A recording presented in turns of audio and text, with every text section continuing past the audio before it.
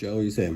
Ko šajā video es varbūt pastāstīšu, ar ko sākt darbu meklējot Norvēģijā, soli pa solim, kā iet caur tam visam, kur skatīties. Varbūt tev šāda veida informācija noder, un varbūt tas arī interesē, kaut kas iedvesmojuši vispārējais. Mazums izmainīs varbūt savu dzīvi, tāpat kā es to izdarīju. Un praktiski ir tā, ar ko sākt darbu meklēt Norvēģijā. Pirmais vispār, kas tev ir vajadzīgs, protams, pasa ID, tas ir viennozīmīgi, derīgi, obligāti. Viennozīmīgi sagatavo CV angļu valodā, jo nav obligāti norvēģu valodā vajadzīgs. Un, protams, ar norvēģu valodā, bet arī angļu valodā, jo šeit lielākā daļa arī runā angliski un nav problēmas arī ikdienā komunicēt. Ja tev ir kaut kāds diploms, tu esi elektriķis vai nezinu, medmāsa vai kā savādāk, noteikti pārtulko angļu valodā to visu. Ja arī plāno, pieņemsim, to pašu sfēru strādāt, vajag noskaidrot, vai tev nav jāiet šeit jāiziet speciāli kursu vai vienkārši iesniegt uz certifikāciju Norvēģijā. Jo daudz lietas ir, kur tu vari iesniegt iekšā, vienkārši dabūt arī Norvēģijas certifikātu uz savu izglītību, uz savu apliecību. Bet to der vienmēr pārbaudīt, vai vajag vai nevajag, bet ir ļoti būtiski pārtulko angļu valodā, tajā pēc tam darba procesā, darba gaitā pie darba devēja vai kā savādāk. Viņš arī viennozīmīgi palīdzēs, kur vērsties, kur tulkot un kā to izdarīt. Parunāsim par to, kur meklēt, ne? Praktiski ir tā, ka tās pašas oficiālās vietnes, kas ir, tas ir navs.no. Es šitos visu ielikšu arī komentārā, lai jums vieglāk pēc tam atrast ir, par ko es runāju šobrīd. Jo oficiālā mājaslapa ir navs.no, tas ir tas pats, kas Latvijā bezdarbnieki ir diezgan laba datubāze ar visādām vakancēm, ar visādām iespējām, vispārējais. Nākošais, protams, ir fins.no, tas ir tāpat kā Latvijā ss.com, bet mums šeit ir fins ļoti liels vietējais portāls ir, tur arī daudz ko var atrast, un vakants patiešām tur ir ļoti labs. Bet ko vēl es gribēju piebilst arī, jo daudz saka to, ka tur norvēģu valodu norādīt, un līdz ar to viņš nevar pretendēt. Nē, pretendēt to arī var ar angļu valodu. Nevajag no tā baidīties, jo neviens tev nesrās par to, ka aizsūta angļu valodā tikai vienīgi. Un droši vajag riskēt, vajag mēģināt, jo, kas zina, varbūt tās arī viņiem patiešām vajadzīgs ir ļoti ātri cilvēks, un viņi arī paņem angļu valodā, un pēc tam iespēja ir papildināt. Tā, nākošais ir Jobe Norge.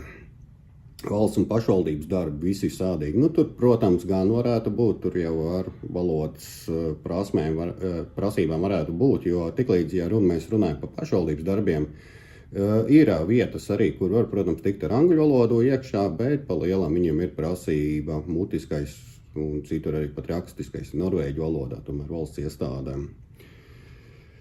Un tad vēl ir arī ident.no. Daudz privātais sektors, darba piedāvājumu. Un Jobe arī mums ir, arī, kur ļoti liels klāsts ir, un patiešām baigi labās vakances. Es arī pats to pētīju, skatījos, vakances ir ļoti daudz. Tātad darba aģentūras, un ne, aģentūras arī, varbūt tos es viņus pat nesaukšu, jo jums tāpat nebūs interesanti klausīties aģentūra nosaukums. Es ielikšu vienkārši viņus visu komentārā, un tad jūs varēsiet pastīties. Bet tās vietējās šeit Norvēģi aģentūras.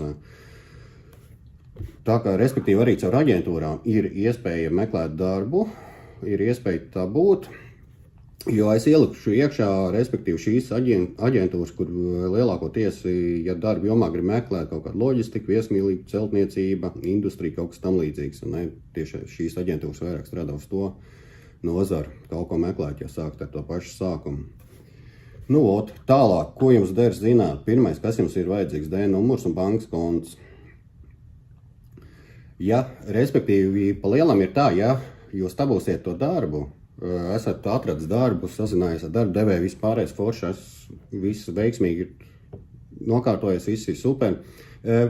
Parasti darba devējs palīdz nokārtot tev D numuru un arī bankas kontu atvērt, jo ik viens darba devējs saprot, ka tas pirmo reizi tev nav nekā, un viņam arī tas pats vajadzīgs tā nodokļu kartu un visu. Tā kā tādā ziņā vajag droši nekautrēties prasīt darba devējiem visu palīdzību, maksimāli, ko var, lai viņš nāk iesaka, un līdz ar to ātri tiksi gan pie D numuru, gan arī pie bankas kontu.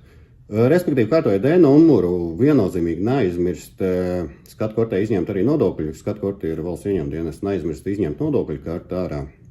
sakārtot, norādīt, cik tu plāno gadā nopelnīt. Pretējā gadījumā tu 50% no algas ilgs nost, ja to nebūs norādījis. Tāpēc vajag paplānot pēc līguma, cik ir noteikts plus mīnus mēneša maksājums, un tu pareiķināt, cik uz atlikušo gadu vēl sanāk tā kopējā summa, un to norādīt viennozīmīgi. Bet tas arī trankitās ierakst iekšā, cik jūs plānojat pelnīt un tā tālāk. Bet tur vajag patiešām, tur nevajag uz buiduļu kaut ko rakstīt iekšā, vajag pareiķināt, jo sāk, ja būs pa maz norādījis, tas pasākums var beigties ar to, kad tev būs nodokļi jāmaksā atpakaļ, būs pa maz nodokļus nomaksājis. Respektīvi, ja pa daudz būs norādījis, viss baigi labi. Tas būs kā uzkrājums, pēc tam tā būs no valsts atpakaļ. Tā kā pa daudz īsti neuzskatu, ka baigā bēda varētu būt, bet, ja pa maz norāda, tad vienmēr ir sāpīgi atnāk nodokļu deklarācijas un mums jāsāk maksāt. Patīkam nav, patiešām patīkam nav. Visas lietas kārto. Skatkortē, kā jau es teicu, ne visi dokumentus, kuru, lai izņem D numuru ārā un nodokļu kartes, tas ir skatkortē, to visu kārto. Respektīvi, tas ir tas pats, kas Latvijā valsts ieņēmuma dienestam. Tātad minimālās algas. Minimālās algas Norvēģijā nav vienādas. Minimālās algas, bet dažās nozarēs ir noteikts obligātais minimums, kas darbdevējiem jāievēro. Respektīvi, tās nozars ir dažas, kuras es varu minēt dotā brīdī, tā ir celtniecība, lauksaimniecība, transporta nozara, tīrīšana, viesmīlība. Tur ir noteikts minimālais likme, cik lielām ir jābūt kā minimālai algai, bet tā Norvēģijā nav vienotas minimālās sistēmas. Šeit ir pa nozarēm sadalīts, ko arotbiedrības ir panākuši. Ja gribat iepazīties ar to minimālās algas, jums tad jāmeklē ir Albert Stila lapā darba inspekcija, to es arī ielikšu iekšā komentāra, kur jūs varat meklēt tieši pa katru attiecīgo profesiju, kāda ir noteikti minimālā alga, no kā jāsāk meklēt. Un ja jums tas neatbilst, līgums slēdzot visu pārējais, tad vērsieties pie darba devēja. Tātad ar valodām. Kas notiek ar valodām? Respektīvi ir tā, ka ar angļu valodu var strādāt ļoti daudz kur, patiešām ļoti daudz kur var strādāt angļu valodu, praktiski tu tieci visur cauri, bet, ja tev ir gaiša galva, esi uzņēmīgs, vispārējais, iesaku mācīties norvēģu valodu. Tiklīdz iemācīsies norvēģu valodu, tev viss durvis būs atvērts. Tic man, būs pavisam cits iespējas, būs pavisam citu darbu vispārējais. To es viennozīmīgi iesaku darīt tā. Respektīvi, jā, tas tāds īsais kopsavilkums ir, kā vajag pievērst vērību, ar ko sākt un kā ir labāk to visu darīt. Protams, arī, ja jūs sākat domāt arī par visām dzīvošanām vispārējais, viennozīmīgi vajag konsultēties ar darba devēju, noskaidrot izmaksas un vispārējais.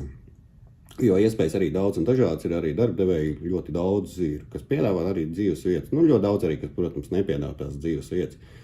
Bet kas vēl viens tā savā praksē, es varu teikt, ja pieņemsim patiešām ir baigi foršais darbinieks, ka viņš baigi foršais darbinieks varētu būt, brīžiem ir tā, ka darba devējs pat nāk baigi pretī, lai gan viņš pirms tam nav piedāvājis nevienam dzīves vietu. Viņš nāk pretī, un tad viņš arī ir tas saucamajās barakās kaut ko mēģina dabūt, kas ir baraks. Un baraks darbinieku viesnīca ir. Un kā pagaidu variants viņš arī nav ļoti slikts, jo tomēr tev ir ko sākt, ko startēt un vispārējais. Jo tev jārēķinās tāpatās, lai tu uzsāktu gaitas Norvēģijā, tev jebkurā gadījumā kaut kāds finanses ir vajadzīgs. Pirmo mēnesi viennozīmīgi, lai būtu ko iztikt, jo algu maksā vienreiz mēnesī tikai. Un algas maksāšanas princips ir tāds, ka, ja tagad kā piemēram septembri, tu esi pilnu septembri nostrādājis, algu tu saņemsi tikai oktobrī. Pa oktobri nemaksās. Nav būtiski, ka tu septembri esi nostrādājis, sācis strādāt mēnešu vidū, tad tev tiek aprēķināts no mēneša vidu līdz mēneša beigām, un tev oktobrī viņu izmaksās. Jo netiks nevienā darbietā tā netiek rēķināts, ka pieņemsim, ja tu esi 20. datumā septembrī sācis, tad tev līdz 20. datumam oktobrim aprēķina algu. Nē, rēķina pa kalendāru mēnesi, respektīvi septembrī rēķina pa septembri, kurš tiek izmaksāts oktobrim, tādā veidā iet uz priekšu. Un to būtiski arī darēt zināt, vienkārši, lai nesanāk, ka jums kaut kāda vilšanās vai kaut kāda pārpratuma ir.